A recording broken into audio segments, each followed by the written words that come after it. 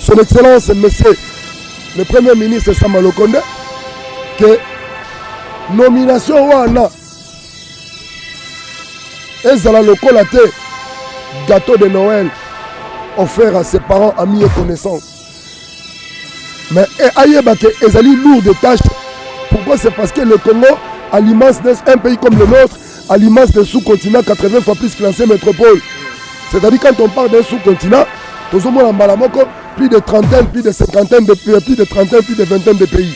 Donc diriger 20 pays en une seule fois, ce n'est pas la moindre des choses. Il faut oser John Biden, oser à la même gestion, ne peuvent peut-être de mise ni tolérée. Donc on a été formé pour du bien, du vrai et du beau, c'est-à-dire culture à excellence.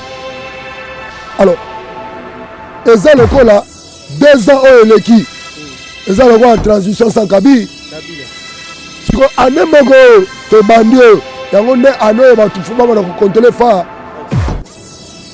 Tant que baïke baïe basangani na kati sanga ya Union Sacré, ezali FCC cash biste.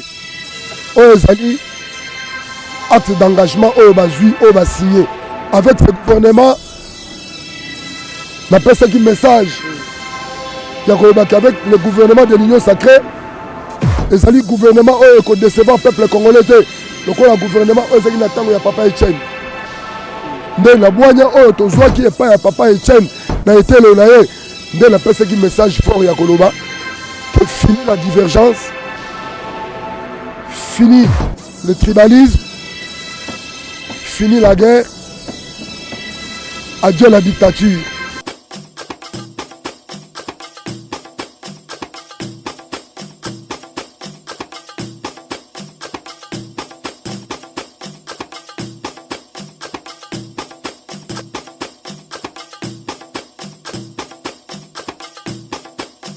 Kaka ndenge tolobaki mbote na bino bayimboka nyonso bolandaka biso na chaîne na bino Impact na idéologie na Matina TV o topesaka bino makambo tolakisa bino visibilité ya mokonzi ya mboka Faci Beton Mukwantombolo oboya osala mokili mona jani wankwetu babiende makambo babito kopesa songa ndenge za na compte ya idéologie tomoni gouvernement bimi toyoko panza teke avant to panza teke na mbote na bayimboka nyonso tu bolandaka biso. Pour l'abonné à Samatina TV avec Impact na idéologie mbanga kanga ndeto baka soko yete ko mekano ko tuté parce que mbanga na mbanga lisegite oyo zana nyonga na la tenga la zanga Fabrice Mutombo mbanga ya danger mbote na mwana mboka mbote monsieur le journaliste Vevax Malochika bonne vie bien petit ngai ouais tomoni na marche ba beza ozala ki chaud ele kene non le kaki bien zalaki na ngosuma malgré baïke mingi baïba kiteke makambo osala mabongo parce que moi nungu ekotaki ya moi bedongolo misu soit disant balobi bakokota te po ete bitumbeza na este kuna et parce que moi ba report nde salaki ke non biso ba auto zali baïke to zalaki osake nde to kiteki na mabele ya parler du peuple po na kopesa message o singeli kopesa pe ko benda matoi na baye basingeli ko benda matoi. Investiture les kaki ndenge nini yebisa ba imboka ba Hollande biso investiture ya gouvernement de l'Union Sacrée et les kaki kitoko mingi koleka ba oyo bakanisa ke gouvernement na ekozala investite gouvernement ezala ki investi et les kaki kitoko makasi koleka mais umeli makasi mona mboka zele ni niongo ba no sake gouvernement kanga mai umela bongo vraiment ko umela ya gouvernement Sama Lukonde gouvernement oyo ya Union Sacrée pour la Nation ezalaki po mokonzi ya mboka na ye mei oyo azalaki lokola informateur na formateur ya gouvernement bafanda bayungula na muyungulu po te baluka banani na banani oyo esengeli bakota kati na gouvernement wana profil ya bien oyo baza na ba profil ya bien oyo baza ko répondre na ba critères conformément na vision ya chef de l'État Faci Beton. Ok, quand on a bien comme profil, il y a bien bazana maturité, bazana capacité, on a intellectualisme, on a yarosala musala mboka et kende liboso. Moi na mboka to beta skono lisolo to koti makamba politique quand ndenge zalaka gouvernement Sama Lukonde ebimi. To selani. Gouvernement Sama Lukonde ezali moko ya gouvernement oyo peuple congolais azela kitango molai. ezali moko ya gouvernement oyo ezalaki na elika ya peuple congolais. Ezali moko ya gouvernement oyo peuple congolais na mayele na ye ayebi ete ezali gouvernement oyo ekozala gouvernement historique, gouvernement oyo ekorépondre na baspiration ya peuple congolais. Na ndenge nini? Na ndenge nini? Na ndenge kolanda na vision ya mokonzi mboka. Vision ya mokonzi mboka ezali le peuple d'abord. Le peuple d'abord. Donc ça dit que la sociale ya peuple, qu'on valoriser peuple congolais. Peuple congolais azala la carte sa souveraineté na ye, la légitimité na ye en tant que souverain primaire. Pour yenda za patron d'institution. Tango baike baye basangani na kati ya lisanga ya union sacrée ezali FCC cash biste oyo ezali acte d'engagement oyo bazui oyo basigné. Motuna na soki na tumo parce que to moni na gouvernement Sami Badi Bange c'est kaka social. Comme vidéo social il doit répondre bisoté. To moni ti bala yo social kaka yombo. To moni isusu inu kama pepe ye yombo. Si on a gouvernement ya Sama Lukonde bozo na moko des choses ambango zo commission makasi. Est-ce que social peuple congolais a lié damage a resumana désordre to masolo za nini? To synthétiser makambo te. Ce que oyebisinga ba gouvernement o eleki oyebezalaki na régime nini? On comprend? Mais bazalaki ba yika IDP ba utena ngam na bino ba IDP. On a IDP ça qui na pouvoir te. Na ba gouvernement nyonso eleki c'est na gouvernement te mais baza ba yiki ba uti na kati na bino. C'est baza na idéologie ya vie Etienne ndenga idéologie. Ko uta na IDPS koza na idéologie ya vie Etienne. Il faut qu'on soit dans le bon sens. Si on est dans le mauvais sens, on va revendiquer.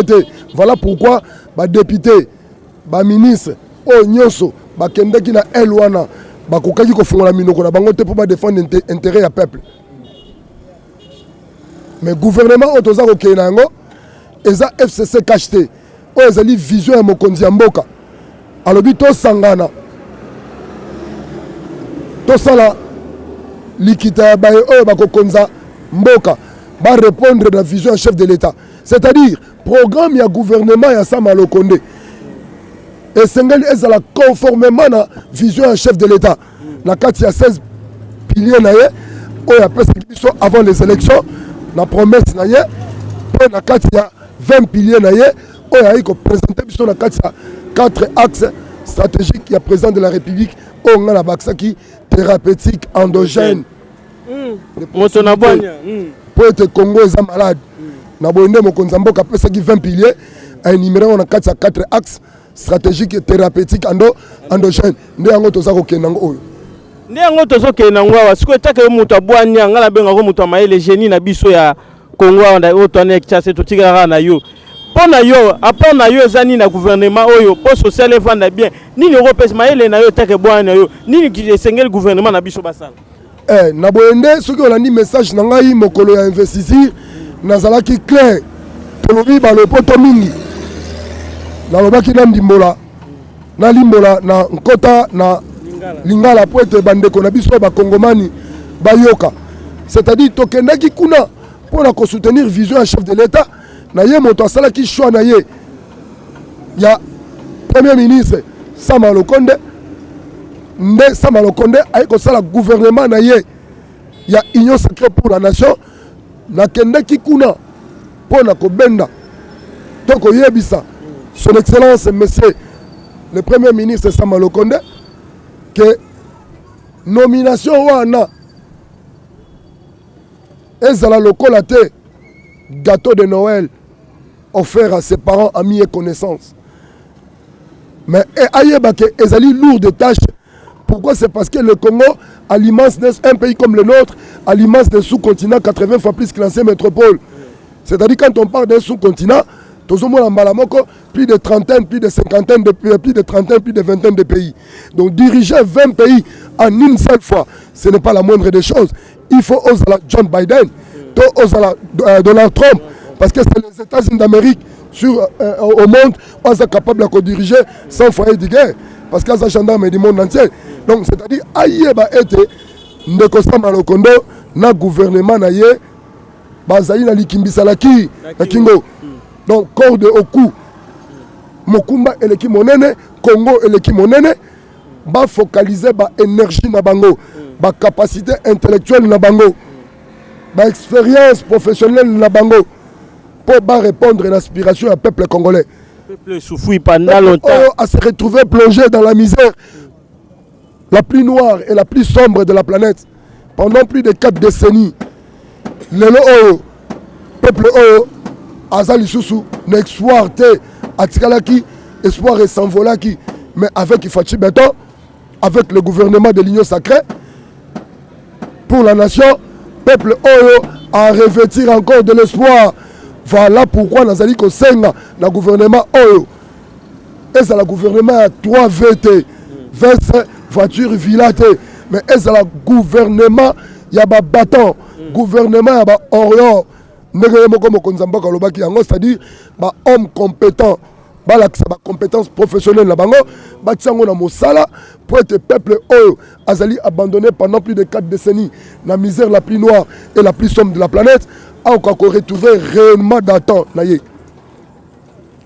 yango na lobaki avec ce gouvernement na pesa qui message yakolobaki avec le gouvernement de l'Union sacrée ezali gouvernement ko décevoir peuple congolais le gouvernement ezali na tango ya papa Etienne nde la boanya oyo tozwaki epai ya papa Etienne na etelo na ye nde na pesaki message fort ya koloba que fini la divergence, fini le tribalisme, fini la guerre, adieu la dictature, vivez l'état de droit. Vive l'état de droit car on est Maluchika lobby avec un pacte idéologique on est babiso en manga d'âge. Maluchika tout le monde batuni biso mais ce qui va pas être en vie. So batieka premier ministre faut tout le monde masango kiti, faut tout le monde dollar kiti. So idéologie wana mwana yeti lolo to comprendre te pona ni zo biloko les okita te pona lelo mtakanyi makamno surtout dans le président de la République, la gouvernement yem ta simba institution so mboka une majorité partout. Pourquoi ma besoin de eso changer? Merci. Otuninga motuna kitoko. Mais ban Congomani il faut bayeba. Et loko likambo na likambo ezala tango na yango. Likambo na likambo ezala époque nango. Wana ezalaki époque ya Mobutu. Oyo tozalaki na opposition ba nommé biso. Mais oyo komi tango oyo to lakisi makasi na biso ya 39 ans ya etumba oyo tobundi. Pe to longi loko to lakaki na peuple congolais. Tenez bon compte, l'IDPS vaincra, na boitango to longi, to zubo konzi. Kasi bo konzango, ezalaki kaka ya biso mokote. To zalaki na bande komosusu oyo yebi wana. So pas ba mettre biso plutôt le doigt aux engrenages, le sable au rouage, le pot de banane sous le pied pour que le chef de l'État a trébuché à Kokako répondre à l'aspiration du peuple congolais. Mais Nzambe na mawa pourquoi a dédié qui mboka na maboko ya Nzambe El Shaddai a pambolié pe a batelier to leki 2 ans nyonso au moins ndenge to kendaki na bango o nyonso zeki na maboko na bango na responsabilité na bango to récupérer to fandisi nyonso majorité to zangaki to zu yango. Tenebo IDPS veka toka toye no mamuna este tenebo IDPS veka mais toujours mona bande ko bazo kufa na este bana mike ba mikolo ba michopo libanda mais IDPS muteza na pouvoir pourquoi ba biloko modèle bongo na sisakité parce que katakinga alors na 200 oyo leki tozalaki na kati ya kobunda bunda comment to fandisa masolo comment to fanda la kati etiela fanda la ngwe na ngbende. Parce que Fachi est égal à Etienne Tshisekedi incarné. Le défunt de la bonne mémoire, paix à son âme. Ngaï pour la considérer que la bibliothèque du savoir à consulter. C'est le centre de formation professionnelle de bienfaisance. Là où la médiocrité, la mégestion ne peuvent pas être de mise ni tolérées. Donc on a été formé pour du bien, du vrai et du beau. C'est-à-dire culture à excellence. Alors, et ça le là, 2 ans au l'équipe. Et ça, le roi en transition sans Kabi. Kabila. Siko ane moko to bandi yango ne ano ba tu fuba ba ko contrôler fa. Wa c'est le binoma ba membre IDPS. Mais ça bongo. Bongo so mona mboka ça diriger na batumi balé. Ils arrêtent na mutu moko toujours. Na tango ya régime ya Kabila. Au moins qui député Telema manqué Kabila. Jamais. Bon kanga. Mais tant que Monique ba député ba Telemi président de la République à subir ba humiliation, ba injure, ba dénigrement. Parce que moi alingaki coalition. Merci bien alingaki yango pour le comme boy. Yango balobi ke eloko za na maboko ya moto pose yango esengelo ke na nga bon konde pe na limemia au subir ba humiliation tango ko ko zango ndoko bota maseke yango mona lati kazaka double brassard azo konza Congo a konza Afrika azo konza Congo azo konza Afrika tozo nsola na biso bozo konza Congo bo ko Afrika so ese bibembeze kufa ba soda na bazo lia batu siko bino bozo konza bozo kama pourquoi bitumbezo silate tour o toko silisa yango yango na lobi ke zwa ko banda to fondisi gouvernement ya Samba Lokonde nde mosala na biso e bandi kontango le roi première année tozo ko tayela na ba ministre wala pona bino batalamuka babo yango babi déjà ki azo consommer déjà a consommé déjà 2023 élection fois là élection ya 2023 ba retourna ngulu na ndenge ni mwana mboka ba retourna ngulu c'était élection za l'institution mboka na biso c'est 5 élections après 5 ans élection fois là parce que ba retourna ngulu mon frère ezali constitutionnel mboka eza gouverné na Bukuli Konzi on a bien une constitution mboka na ba loi organique mais politique peut la réalité là sur le terrain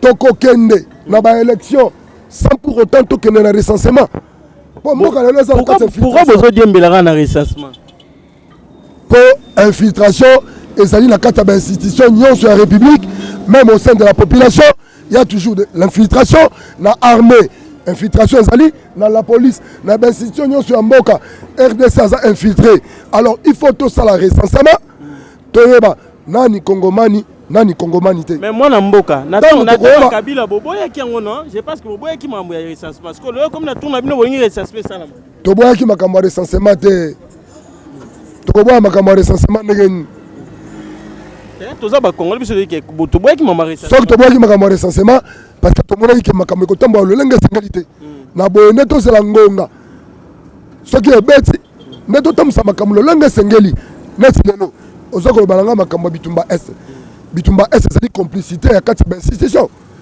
ba konzi o ba fandi na ngende na kati ba capitaine ba institution bangonde bazali na ba complice na ba troupes armées nani yebi yango te nyonso ezako sala mala S eza complice ya gouvernement passé na ba konzi mboka o ba fandi ne bangonde bazali ko sala makambo ezako leka na S pour la nini tala lelo guerre yango échanger forme et comme population fandi na bato et identifier bango te et monika quoi ba civil bato la ba se déguiser ba bomi bango pour la nini pour infiltration ezali tala leti na beni ba investir bourgmestre nélotique vice bourgmestre nélotique agent administratif nélotique population nélotique soko komona la police nélotique FARDC nélotique bato bakufa tendeni bitumbe kozala mboka na mikolo tendeni mboka na benga yo moto na bwana nini gouvernement na biso esengeli esa po makambo wana esila to kende na recensement to identifier nani congolais te ndebo komona guerre wana ese kosila tango tokotikala bakongomani na bakongomani tokozala na facilité ko détecter bato bazali ko se déguiser na kati ya population po bazala koboma bango en cascade eza vraiment motu ya kaka ndenge bozolanda ndenge mwana mboka nga bengaka moto na bwani abomesa toujours kolanda ye parce que opesangi bwani na nzela ne po kozwa bwana mwana mboka na bwani il fallait battre un ministre industrie ministre ya culture et art papa bapo ezebele nazali moto nazali génie créateur na domaine ya art et métier au moins difficulté mingi tozozala nango na ba ministre musu bazocha bazokende kocha mutu na domaine na yete profil wa vraiment elekelanga pe mutu ezala vraiment ni on mboka ya mutu ezali nini ezali erreur même o ba parents na biso ba kometa akamati mwana a désorienté penser à mwana atindi mwana na domaine mususu mais mwana azali na domaine mususu na ye omoni or soka tikaki mwana alanda chemin na ye alingaka comprendre loko ni mwana azali netinga na sala littérature française on comprendre mais na ko trouver que kati nanga naza na do ya ingéniosité naza na do ya misala ya maboko naza génie créateur. Donc dans tout ce que je fais na ko lango nulle part. Je fais la menuiserie, l'ajustage, mécanique, fabrication de tentes parasol d'origine congolaise. Na sala ka nyonso e sala maka na meublement na sala ka nyonso e sala maka na maboko. Omoni alors ce papa langa orienté kingai atinda nga na INPP orienté kingai atinda ngai na ba centre de formation professionnelle il y a art et métier oh ngai papa Evariste na créé lelo il y a de cela 20 ans na kombo ya FOGEF Fondation Générale Fulangenge FOGEF en sigle na kati nango toza na centre de formation professionnelle des arts et métiers depuis 2000 nazala reconnu officiellement par l'État congolais. Nazala acte notariat il y a 2000. Nous avons biloko nyonso tuana donc za ordre na mamnozo sala. Voilà. Siko apport na ngeza ni na mboka na biso. Apport na nga na kati ya mboka ngeza na nini? Na lo bawo na français pour yoka. Un pays comme le nôtre à l'image des sous-continents 80 fois plus que l'ancienne métropole. Ce pays pouvait avoir plusieurs opportunités afin de créer des industries manufacturières, des industries à transformation pour absorber le nombre de détenteurs de diplômes d'État et universitaires. Ils ont dit qu'on gonflait sans cesse année nyoso. Na solga alongi na ye alongi. Oh, Mouto a couronné de gloire. Moto à longi. Moto est devenu utile dans la société face à l'embaucher au sein d'une société, soit d'une entreprise quelconque. Mais comme on a couronné de gloire, on a victorien, on a la cabine, on a la débriandisme, on a l'article 15. Donc, on a contrôler, on a transport, on a marché. Bazali Kokokako se retrouvé. Oh, moto à longi et c'est la scène. Azwa motore na loku mu apema mais ba permite ba para bazo continuer ko bimisambo mbongo or bana wana soki to kotisi bango na ba création d'emploi na misala ya maboko parce que ça la bana mususu o ba dépasser ba âge de scolarité ok ne classe ndeni AGC les kaki il faut côté la centre de formation professionnelle des arts et métiers ko sepela ko ka mokonzamboka lobi nous allons former des centres de formation professionnelle des arts et métiers. Ouais, idéologie n'est pas colobé, on a déjà décalé, on a déjà mission. Tant que nous avons en 2019 dans le discours, on a déjà laissé dans le bac depuis 2000. Et puis on a créé déjà 100 ans et ça fiction, c'est une réalité fondamentale, une réalité palpable. Donc quelque part, Papa Evariste, Nazali INPP en miniature. On a créé un tongo. Et l'a officialisé Yango. Mais s'il faut, président de la République a créé un centre de formation professionnelle des arts et métiers. Mais à télé d'essai, il faut ne pas Papa Evariste. Parce que dans une réalité vivante, moi la terre a eu des pêches combattants, la première ère. Voilà, nous avons dit combattant à la première ère, combattant à Tongo, au Babara Chuba Dinda Dinda. Dinda Dinda. Donc c'est dit la carte capitale. Tobundi Tongo, tout ça qui n'a pas garde civile, toi qui n'a pas d'esprit Lamboko, toi qui n'a escadron de la mort, toi qui n'a pas gendarme, donc toi qui n'a pas sarma, toi qui n'a pas d'esprit, toi qui n'a pas tout kiliki Lamboko. Oh, biso IDPS ya Tongo, Tobundi na bango. Nazalaka membre IDPS Nazali IDPS. Ya Tongo ka ndemo IDPS ya Tongo. Un parti politique. État d'esprit. État d'esprit. Parti politique. Dans la caca, dans la norme juridique, mais ezali état d'esprit. Dans IDPS c'est un état d'esprit ndenge Maluchika lobi Maluchika lo na mo le auto dossier na awa de que yo za na makambo belé to benga yo savant ngana benga ba savant génie congolais nangi le lopesa no numéro na yo ba coordonner no nyoso ba imboka ba olanda yo parce que samedi to zonga susu apona lobele oza génie congolais muto a salis ba parasole en bois ba parasole ba tente à bois to la sabino et samedi bo mona biloko sala un génie congolais un génie congolais ezaka te ma politique za mazana makambo belé muto a yebinde bozo mona pesa ba coordonner no na ba imboka ba olanda biso ba to ko za besoin na yo. Merci. Je m'appelle Évariste Maluchika. Génie créateur dans le domaine des arts et métiers, cultivateur de l'excellence, acteur du développement, encadré de la jeunesse et créateur d'emplois. Nazali na rond-point Zo, juste à côté de la nouvelle station, on va aller construire Soye, au Komona Bilili, il y a IDPS Tshisekedi. Pour élever Mokonzamboka.